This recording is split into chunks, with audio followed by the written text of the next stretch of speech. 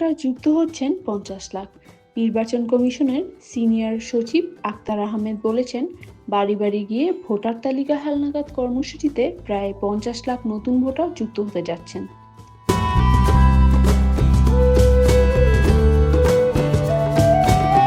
মঙ্গলবার 4 ফেব্রুয়ারি রাজধানীর আগারগাঁওয়ের নির্বাচন ভবনে সংবাদ সম্মেলনে এ তথ্য জানান তিনি।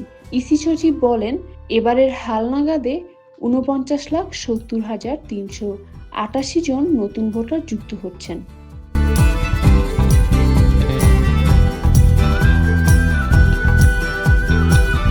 তবে নির্বাচন কমিশনের লক্ষ্য ছিল 61 লাখের বেশি কিছু।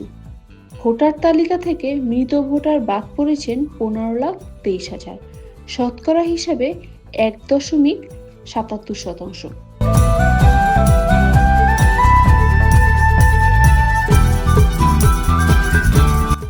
নারী ভোটার প্রসঙ্গে তিনি বলেন, এবার 16 লাখ নারী ভোটার হতে নিবন্ধন করেছেন।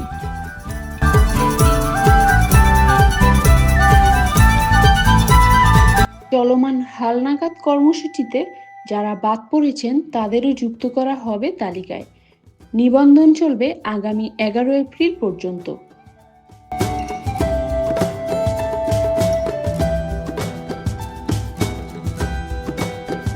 এছাড়া অনলাইন আর আঞ্চলিক কার্যালয়ে ভোটার হওয়ার যোগ্যরা নিবন্ধন করতে পারবেন।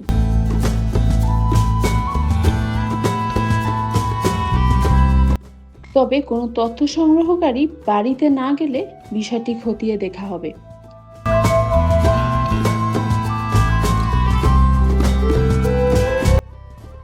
এছাড়া মিথ্যা তথ্য দিয়ে 17 বছরের কেউ ভোটার হয়েছে কিনা এমন তথ্য নেই ইসির কাছে।